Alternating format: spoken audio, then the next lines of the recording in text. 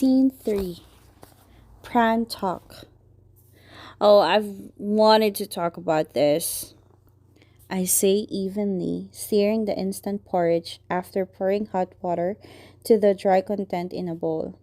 The guy, peeling an egg to eat, lifts his eyebrow at me. About? The short, incomplete question makes my eyebrow twitch. Why did you turn up here again so early in the morning? Didn't you have enough messing with me last night? I must have failed to make merit properly this month since I'm constantly being haunted by an evil spirit. Maybe you don't have enough virtue. It will never be enough with all my sins. Anyway, don't you have food at your place? Is that why you always come here to steal mine? Par left early to submit her homework. There's a loaf of bread, but no condensed milk. I hate jams. Do I need to know that? In case you want to have it stored. That shameless punk replies, amused, and scoops a spoonful of thick porridge into his mouth. I grimace at the sight of some undissolved lumps in the spoon. Are you such an idiot that you can't so much as stir the porridge properly? Ha, you observe me. Are you that interested in me? I pity you. Adopt me then. No can do. Master Brand can definitely provide for poor little Pat. Poor little Pat with a freaking big mouth. Seeing a smug smile forming on his face even when being insulted, I'm dispirited. I averted my eyes from his face and finished my hot porridge. How many times have I told you to clean after yourself? Damn it. I left to take a leak for a moment and now I'm irritated again. You dropped the bowl in the sink without even rinsing it. As a nag, you're only second to my sister. Wash the crescent bowl yourself. Pat responds with a grin, the kind of grin that makes me frown every time. His exasperating expression really gets on my nerves. I give up talking sense into the fool and turn my attention to the crusted bowl. I wonder how he was raised up to be this nasty. He probably leaves right after filling his stomach back at home, and his sister must take care of him at their apartment. I glare at him, who's staring back at me. Seeing his dyed hair make me feel frustrated even more. Can't he just cut it off? It bothers me as much as his existence. You'll get old and fat from all that frowning. And you might never get old at all. Because I look young, right? You'll die before you can get old. Savage. Just leave now that you've done eating. Kicking me off right after the meal? Cruel. Napat. I call his first name as this goofy little shit still jokes around. I'm not sure exactly when was the first time he started teasing me with all these ambiguous jests. Sensing my cranky mood, he lifts his hands to surrender, an irksome smile still plastered on his face. There has never been a single time he loses the smile when I look at him. What time is your class? 9:30. I'll be leaving soon, I replied, hesitating to ask back. Well, it'll be harder to chase him away if I don't. What about yours? Will you leave now? Mine is at 10. I can make it in time even if I leave a little later. But I'm going now. Go back to your room. Unlocking the door is a hassle. Give me your key. I'll lock the door before I leave. Why would I let a thief like you stay in my room alone? Knock, knock. Pat swallows the following words. We both turn our heads to the door after the knocking sound cut in our conversation. Who is it? Hush. I signal him to be quiet. Not a word. I peek through the peephole, spotting Y outside, smiling with his hands in his pockets. I suddenly feel like having a headache. Why the hell are you here today? Bran, did you wake up? He shouts, not just knocking on the door. I scratch my head, breathe, and answer. Yeah, I'm almost done dressing up. Why are you here? To remind you to bring the project file. You didn't read my text nor pick up the phone. Fuck, it's charged on the bed. Okay, wait a minute. I'll be out in a sec. He utters a response from the other side of the door. I spin around to pick up my stuff for school. When I see Pat hold out his hand for the key, I point at his face threateningly. I've done nothing, he whispers. Your friend came here himself. Shut it. Leave in 10 minutes once I'm gone. I got it. You better do as I say. Key, please. I tick in irritation when handing the key to him. He takes it all satisfied. I glare at him and run to grab a roll of paper and a USB flash drive. Then I shove my wallet and phone into my fanny pack and put it on. Finally, I step out of my bedroom. I'm leaving. Don't forget what I just said. Got it. Away in 10 minutes. I mouth a cuss at the jerk and tell him to hide where the guy outside won't see. I breathe in nervously and open the door. Y is still standing with his hands in his pockets.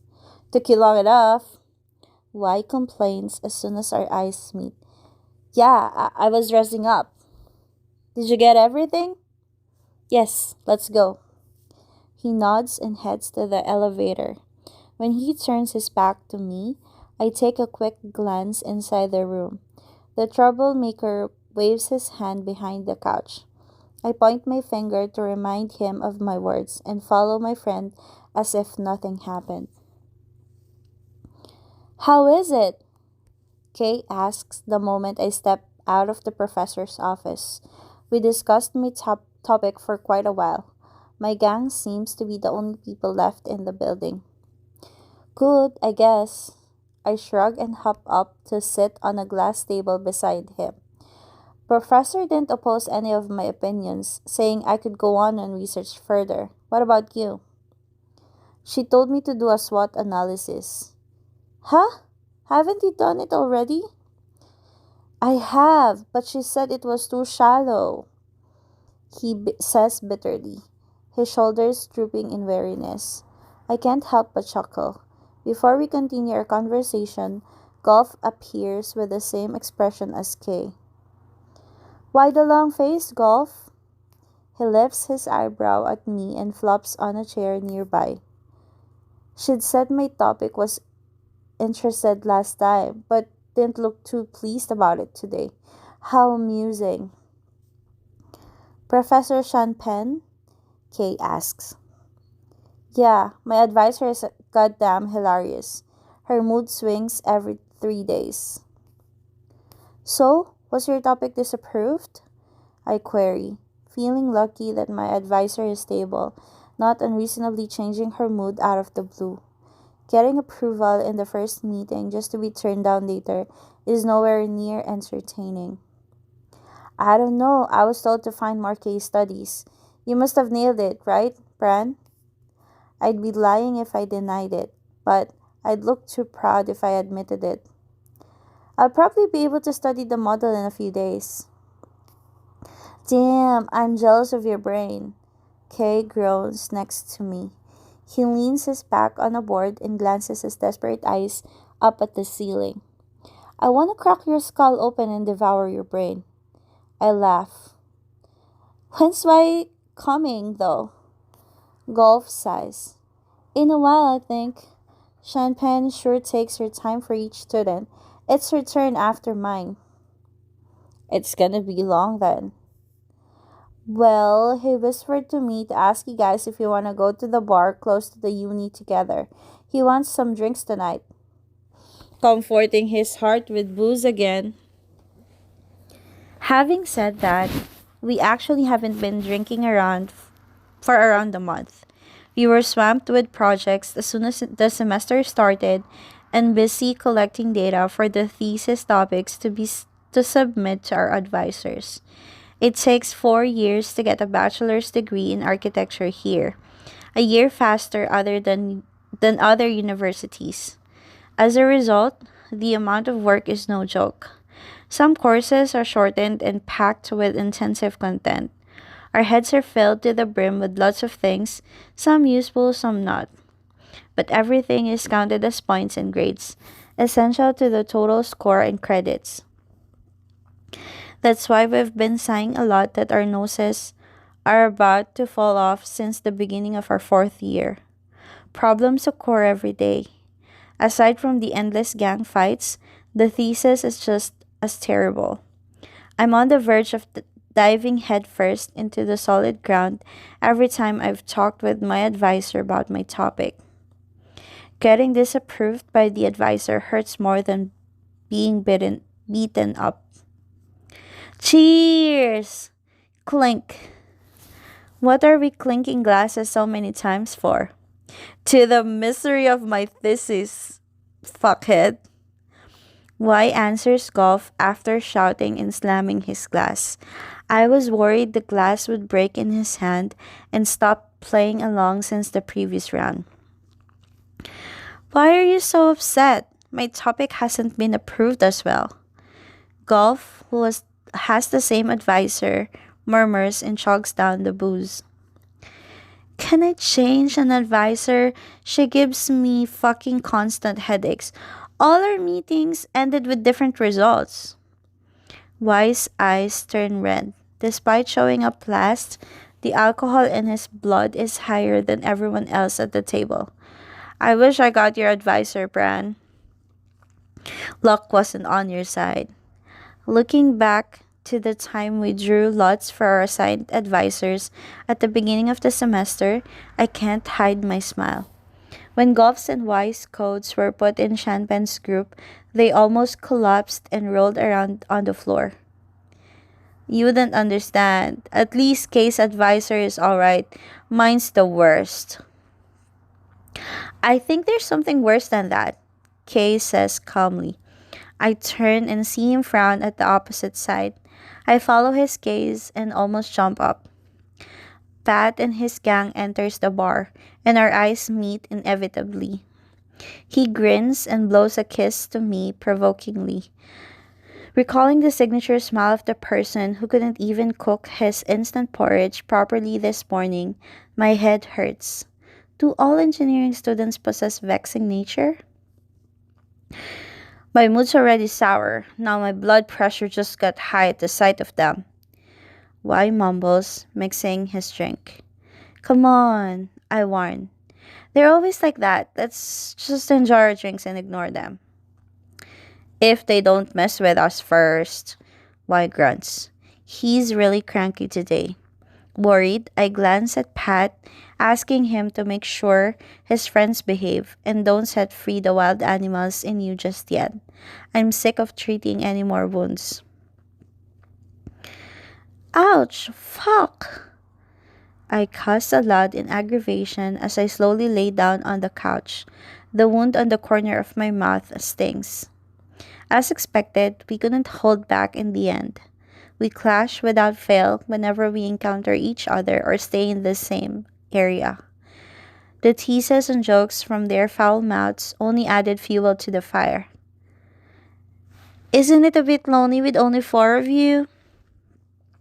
Do you want us to join in? I wonder if architecture boys are as tantalizing as the girls. Sentences after sentences were spouted nonstop. Y was already particularly moody, so he got provoked more quickly than usual. Before we knew it, a bottle flew and crashed in the middle of the other table. Click! I heave a sigh, hearing a tongue clicking sound from the outside of the room, knowing too well who made that familiar sound. I frown harder when my temples throb as I rise. The punches and alcohol make it hard to even sit up. I've lost the energy to put up with the asshole out there. Knock. So annoying. Click. What now? I ask, even though I haven't seen his face. But when I yank the door open, I pause. The leader of the foul mouthed engineering gang from an hour ago stands there, carrying a huge pillow and a tattered plush bunny. What do you want? I query, getting paranoid. Bar banned me from our place. So? Because you gave me more wounds. Didn't you do the same to me? Don't make me say who started it. Not me. I didn't start anything. Then who? Gon started it. Go away. Just sleep in front of the door since your sister won't let you in. You hurt me. Gotta take responsibility. What the hell? Let me crash here. Fuck off. I knit my brows and cuss at him, short and clear. The bulky guy, holding a plush bunny like a child, stands still. If something has to move, I guess it's going to be my foot. Bye, I say and reach for the doorknob to close the door. A tan arm blocks me in an instant. The pillow falls down, but Pat uses his knee to secure it in time, fortunately. What now? There are mosquitoes outside. Take some mosquito repellent and go to sleep. Is there an edible mosquito repellent these days? He pretends to be surprised. I roll my eyes. I'm not in the mood to play with you. Huh? We haven't played anything. What a pain. You're standing here and telling me off.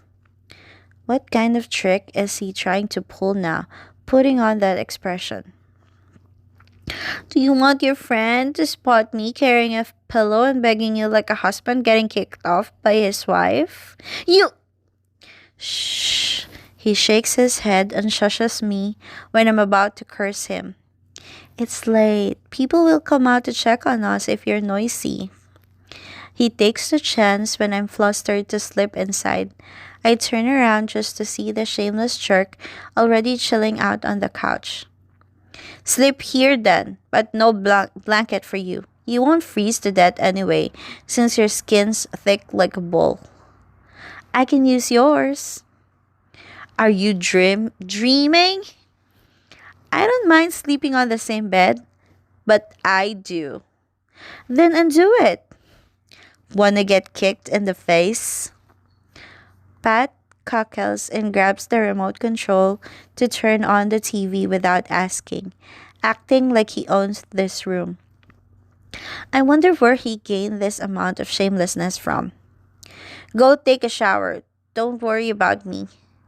I roll my eyes again because the guy before me shows no sign of common sense.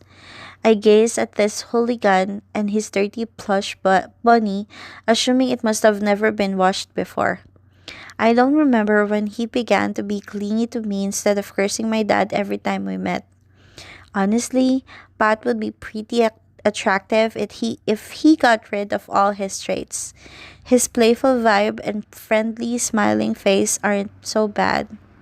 However, including his aggravating, nasty, and indolent sides and his lack of common sense, he becomes the creature that I don't even want to spare a glance at.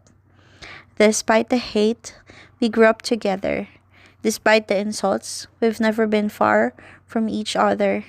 Despite the physical fights, I was always the one treating his wounds. To say we've been an inseparable pair since our past lives is not exaggerating at all. End of scene 3.